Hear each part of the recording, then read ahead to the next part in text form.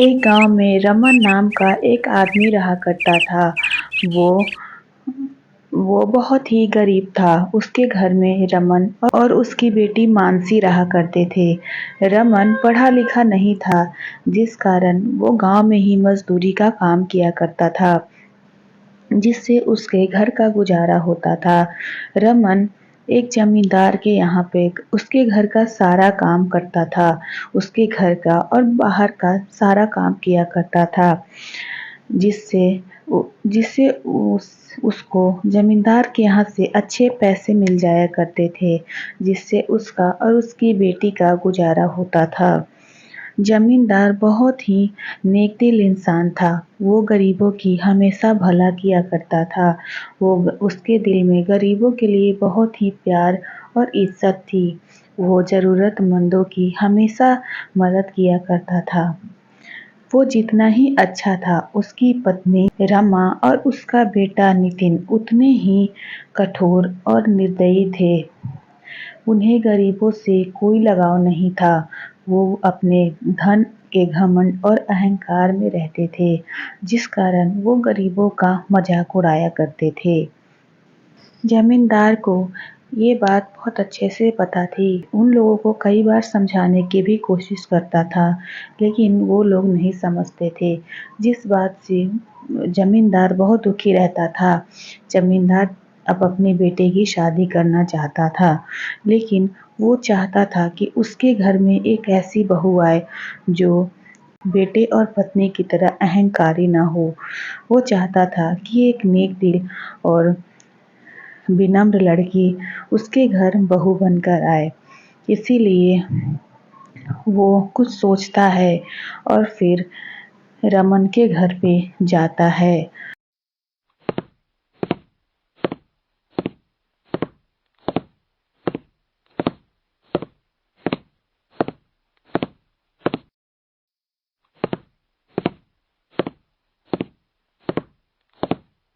अरे अरे मालिक, आप यहाँ, आप मुझे बुला लेते मालिक। कोई काम था क्या?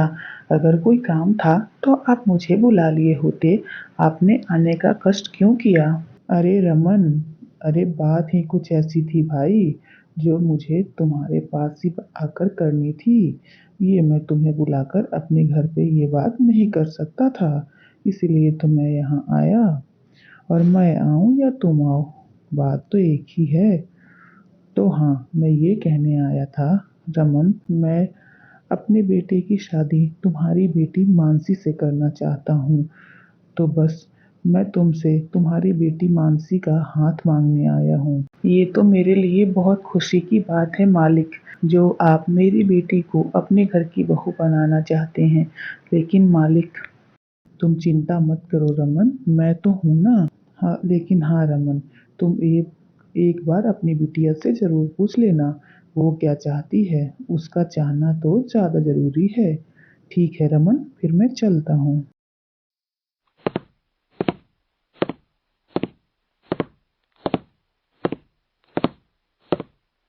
जमींदार की बात सुनकर रमन को पहले तो खुशी होती है, लेकिन फिर वो उदास हो जाता है, क्योंकि वो जानता था कि जमींदार की पत्नी और बेटे बहुत घमंडी हैं।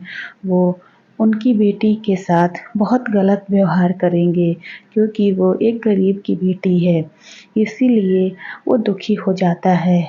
उन दोनों की बातें मानसी भी सुन लेती है, और जब जमींदार वहाँ से चला जाता है, तो वो अपने पिता के पास जाती है और उससे कहती है, पापा, ये भी बड़ी अजीब बात है। अभी तक तो आप इस बात से परेशान थे कि आप मेरी शादी कैसे करेंगे, और अब आप इस बात से परेशान हो गए कि अब आप मेरी शादी ऐसे घर में कैसे करेंगे। पापा, आप ही तो कहते थे ना कि आपको मेरी शादी की चिंता है। आप चाहते हैं कि मेरी शादी एक अच्छे घर में हो। तो देखिए, रिश्ता तो सामने से चल कर आया है, फिर भी आप इतने परेशान क्यों हैं? लेकिन बेटी, कोई बात नहीं है पापा, अगर मेरा वो नसीब है तो मुझे मंजूर है। और वैसे भी जमींदार अंकल इतने अच्छे तो हैं। मैं उनके घर में उनके सहारे ही रह लूंगी। मानसी जानती थी कि जमींदार और उसकी पत्नी बहुत ही कठोर दिल के हैं। वो लोग बहुत क्रूर हैं। उस घर में शादी करके जाना उसके लिए एक चैलेंज ही था, लेकिन फिर भी वो अपने पिता की खुशी के लिए सब कुछ सहने को तैयार थी। वो जानती थी कि उसके पिता इतने अमीर नहीं हैं कि उसकी शादी एक अच्छे घर में कर सके। अपनी बेटी की बात सुनकर रमन शादी के लिए मान जाता है और फिर मानसी और नितिन की शादी हो जाती है। मानसी जब से अपने ससुराल में आई थी, तब से उसकी सास और उसका पति उसके गरीब होने के कारण हमेशा उसे प्रताड़ित किया करते थे। कभी उससे प्यार से बोलते नहीं थे, लेकिन जमींदार उसे बहुत मानता था, जिस कारण वो उस घर में रह पाती थी। एक दिन मानसी की सास रमा अपने कमरे में बैठी होती है। तभी वहाँ पर मानसी आती है और उससे कहती है, माँ जी, आज खाने में क्या बना लूँ? आप बता दो तो मैं बना लेती हूँ। क्यों? मुझसे पूछ कर सब करेगी क्या? तू मुझसे पूछ कर इस घर में आई थी क्या? अरे, जब अपने मर्जी से इस घर में आ गई उस अपने ससुर के कहने पर, तो जाकर पूछ ले अपने उस ससुर से ही कि क्या खाएगा और जाकर बना ले। मुझसे पूछने की कोई जरूरत नहीं है। मैं तुझे अपने घर की बहू ही नहीं मानती। ना जाने जमींदार साहब को तुझ में क्या दिखा था जो कूड़े को उठाकर महल में बिठा दिया। जा जाकर अपने ससुर से ही पूछ ले। मेरे खोपड़ी पर चढ़ने की कोई जरूरत नहीं है। अपनी सास की बात सुनकर मानसी कुछ नहीं कहती और उदास होकर वहाँ से चली जाती है। फिर थोड़ी देर बाद सब लोग खाना खाने बैठते हैं, तो वहाँ पर रमा और नितिन खाना खा रहे होते हैं। नितिन एक निवाला खाते ही वो चिल्लाते हुए मानसी को आवाज देता है। उसकी आवाज सुनकर मानसी वहाँ आ जाती है। अरे, ये कैसा खाना बनाया है तूने? ऐसा खाना बनता है क्या?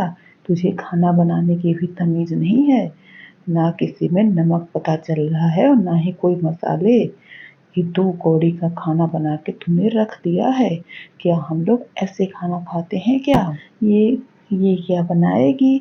अपने घर में ढंग का कुछ खाई होती तब तो बनाती। इतने गरीब घर की है बेचारी। सब्जी दाल चावल छोड़कर कुछ और खाया भी होगा इसने जो बनाएगी। तू भी क्या बात कर रहा है? 2 कौड़ी के तो खाना खाते हैं ये लोग। क्या ही बनाएगी? अब इतने बड़े घर में आ गई तो इसका मतलब क्या है कि ये खाना बनाना सीख गई है क्या? लेकिन माँ जी, मैंने तो सब कुछ अच्छे से बनाया है। मुझे खाना बनाना आता है माँ जी, और मैंने सब कुछ अच्छे तरीके से बनाया है। इसमें कुछ खराब कैसे हो सकता है माँ जी? चुप कर। एक तो तुझे कुछ अच्छे से खाना बनाने नहीं आता और ऊपर से माँ से जुबान लड़ा रही है मनहूस कहीं की। 2 कौड़ी की औकात है तेरी। गरीब की बेटी यहाँ आ गई तो बड़े जुबान चल रहे हैं तेरे। ले जा अपना खाना। तेरा खाना कोई नहीं खाएगा। चल भाग यहाँ से। उन दोनों की बात सुनकर मानसी बहुत दुखी हो जाती है, लेकिन वो कुछ नहीं कहती। फिर वहाँ से वो चली जाती है और अपने कमरे में जाकर जोर-जोर से रोने लगती है।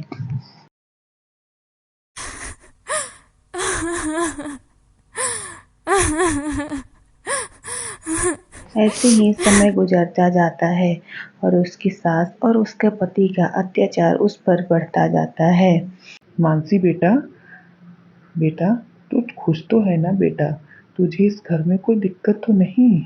मैं जानता हूँ कि तेरी सास और तेरा पति कैसे हैं, इसीलिए मैं तुझसे पूछ रही हूँ बेटा। कोई दिक्कत परेशानी तो नहीं है ना तुझे? अगर कोई बात हो तो मुझे अपना पिता समझकर बता देना बेटा। मैं हमेशा तुम्हारे साथ हूँ। नहीं पापा, मैं बिल्कुल ठीक हूँ।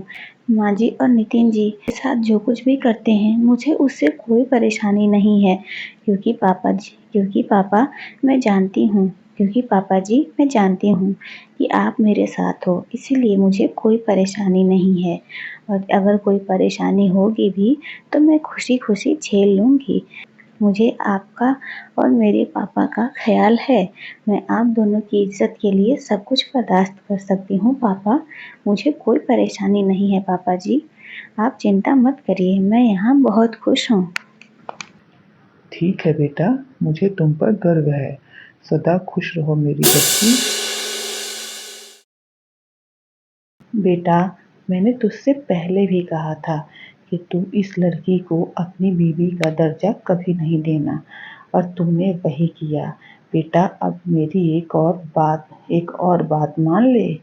बेटा, मैं तो कहती हूँ इस मनहूस से पीछा छुड़ाने का एक ही तरीका है कि तू दूसरी शादी कर ले। ठीक है, जैसे ही तू दूसरी शादी कर लेगा, इस मनहूस का अपमान होगा तो ये मनहूस खुद ही इस घर से चली जाएगी। मैं तो यही चाहती हूँ कि तू एक अच्छी लड़की देखकर अच्छे से शादी कर ले। फिर देखना इस मनहूस को मैं कैसे इस घर से बाहर करती हूँ। उन लोगों की बातें वहाँ खड़ा जमींदार भी सुन लेता है और फिर वो वहाँ आकर कहता है, ऐसा तुम लोग सोचना भी मत। अगर मेरे बहू के जीते जी तुम लोगों ने ऐसा सोचा भी तो तुम दोनों माँ बेटे को इस घर से निकाल दूंगा। ये जितनी संपत्ति प्रॉपर्टी है ना, जिस पे तुम लोग अमीर होने का दावा करते हो, ये सारा मेरा है, मेरा। और अगर मेरी बहू के साथ कुछ हुआ और अगर तुमने अपने बेटे की दूसरी शादी करने की सोची भी तो मैं तुम दोनों माँ बेटे को इस घर से निकाल दूंगा। इसलिए ऐसा सोचने की गलती भी मत करना। जमींदार की बातें सुनकर रमा को बहुत गुस्सा आती है और वो मन ही मन सोचती है, मैं जानती थी कि ये आदमी अपनी बहू की तरफदारी करने जरूर आएगा। अरे ठीक है, अगर इसके जीते जी मेरे बेटे की दूसरी शादी नहीं हो सकती ना तो कोई बात नहीं है, इसके मरने की बात तो होगी। अब वही होगा, अब तो इसके मरने के बाद ही मेरे बेटे की शादी होगी। अब देख इसे मैं कैसे इस दुनिया से भगाती हूँ। अब देखती हूँ ये कैसे अब जिंदा रहती है। ऐसा सोचकर रमा जाती है और सीढ़ियों पर तेल गिरा देती है और फिर कहती है, फिर अब आएगा असली मजा। फिर थोड़ी देर बाद फिर वो थोड़ी देर अपने कमरे में बैठकर इंतजार करती है कि अब तक तो बहुरानी गिर ही गई होगी, लेकिन जब ऐसा नहीं होता तो वो खुद ही छत पर जाती है।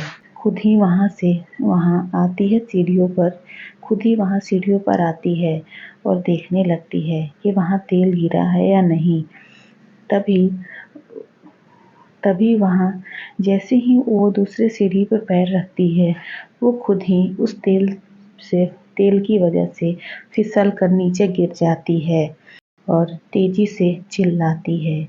उसकी आवाज़ सुनकर वहाँ पर मानसी और नितिन दोनों आते हैं। नितिन उसे कमरे में उठाकर लिटा देता है। फिर नितिन उसे कमरे में उठाकर लिटा देता है। माँ, आप आराम करो। मैं मैं आपके लिए दवाइयाँ लेकर आता हूँ और डॉक्टर को भी बुला देता हूँ और मानसी को बोल देता हूँ वो आपके पैरों में मालिश कर देगी। ठीक है माँ? और मानसी वहाँ पर आती है और उसके पैरों की मालिश करती है। अब मानसी उसकी खुद ही से उसकी बहुत सेवा करने लगती है। दिन रात उसकी खूब सेवा करती है, उसके पैरों में मालिश करती थी, उसे खाना खिलाती थी और जब वो सोती तो वो उसी के पास बैठी रहती थी।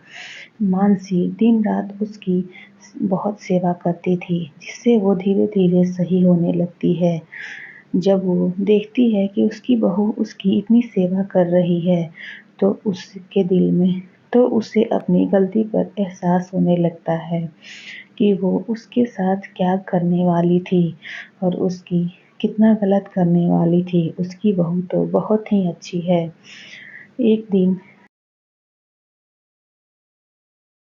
बहू, बेटा, मानसी, बेटा तू यहाँ क्यों बैठी है? तू अपने कमरे में सोने क्यों नहीं गई? माँ जी, अगर मैं अपने कमरे में सो जाती और आपको अगर ज़रूरत पड़ती मेरी, तो आप मुझे कैसे बुलाती? आप तो माँ जी अपने पैरों पर खड़ी भी नहीं हो पा रही हैं। अगर आपको मेरी ज़रूरत पड़ती, आप यहाँ से बोलती, तो हो सकता है मेरे कमरे में आवाज़ नहीं जाती, तो मैं कैसे आपके पास आ पाती? माँ जी, अभी आपको मेरी ज़रूरत है, तो मैं आपको छोड़कर कैसे जा सकती हूँ? कोई बात नहीं है माँ जी, मुझे कोई परेशानी नहीं है, आप बस ठीक हो जाओ, मैं यही चाहती हूँ। जब तक आप ठीक नहीं हो जाएँ माँ जी, जब तक आप ठीक नहीं हो जाएँगी, तब तक मैं आपको छोड़कर कैसे जा सकती हूँ? एक बार मेरी माँ ठीक हो जाएँ, उसके बाद तो फिर मुझे सोना ही है। आप चिंता मत करो माँ जी, मैं बिल्कुल ठीक हूँ। अपनी बहू की ऐसी बात सुनकर रमा को अपनी गलती पर बहुत पछतावा होता है। फिर दूसरे दिन मानसी पर किसी बात से की वजह से बहुत चिल्ला रहा होता है। तभी वहाँ पर रमा आती है और कहती है, क्या बात है नितिन, क्यों चिल्ला रहे हो इतना? इतनी सुबह सुबह क्यों चिल्ला रहे हो? माँ, इस लड़की से तो कोई काम ही नहीं होता। मैंने इसे कल कहा था कि मेरे कपड़े प्रेस कर देना, मेरे अलमारी को सही कर देना। मेरे सारे कपड़े इधर उधर हो गए हैं, लेकिन इस लड़की से तो एक काम नहीं होता। बस काम चोरी करा लो इस मनहूस से। अरे तो इसमें कौन सी बड़ी बात हो गई? अगर बहू भूल ही गई तो तुम भी तो ये काम कर सकते थे। अरे वो दिन भर घर के इतने सारे काम करती है, अगर वो तुम्हारा एक काम करना भूल भी गई तो इसमें इतना चिल्लाने की और उसे डांटने की क्या जरूरत है? तुम खुद भी तो काम कर सकते हो बेटा। खबरदार नितिन, जो आज के बाद मेरी बहू पर इस तरह से कभी चिल्लाया तो वो इस घर की नौकरानी नहीं है, वो इस घर की बहू है। वो इस घर की नौकरानी नहीं है जो पूरे दिन सबके आवभगत में लगी रहा करेगी और ऊपर से तू भी उससे बातें सुनाया करेगा। अगर इतना ही है तो तू खुद का काम खुद से ही क्यों नहीं कर लेता? रमा की बात सुनकर मानसी और नितिन दोनों चौंक जाते हैं। चिल्लाऊं नहीं तो क्या करूं माँ? ये है ही ऐसी, और ना जाने माँ आपको क्या हो गया है जो आप इसकी इतनी तरफदारी कर रही हो। माँ, आपको इसमें इतनी अच्छाई कब से नजर आने लगी और आप इसकी इतनी तरफदारी क्यों कर रही हो? और कब से ऐसा हो गया माँ जो आप इसकी तरफदारी करने लग गई? मैं मैं नासमझ थी जो अपनी हीरे जैसी बहू की परख नहीं कर पाई। मैं धन दौलत के चकाचौंध में इतनी अंधी हो गई थी कि मुझे हीरे जैसी अपनी बहू की परख नहीं हो पाई। मेरी बहू तो लाखों में एक है, ये तो हीरा है हीरा। इतनी अच्छी बहू तो लाखों करोड़ों देकर भी नहीं मिलती जितनी मेरी बहू अच्छी है, जिसने मेरी इतनी सेवा की। मुझे तो ठीक होने की भी उम्मीद नहीं थी। मेरी बहू ने मेरी इतनी सेवा की कि मैं अपने पैरों पर खड़ी हूँ। मेरी बहू हीरा है हीरा, और आज के बाद तू मेरी बहू के बारे में कुछ भी नहीं बोलेगा, ठीक है? आ बेटी, मेरे गले से लग जा। आज के बाद मैं तेरी माँ हूँ और तू मेरी बेटी है, और तू इस घर में आज के बाद खुशी खुशी और पूरे मान सम्मान के साथ रहेगी बेटा।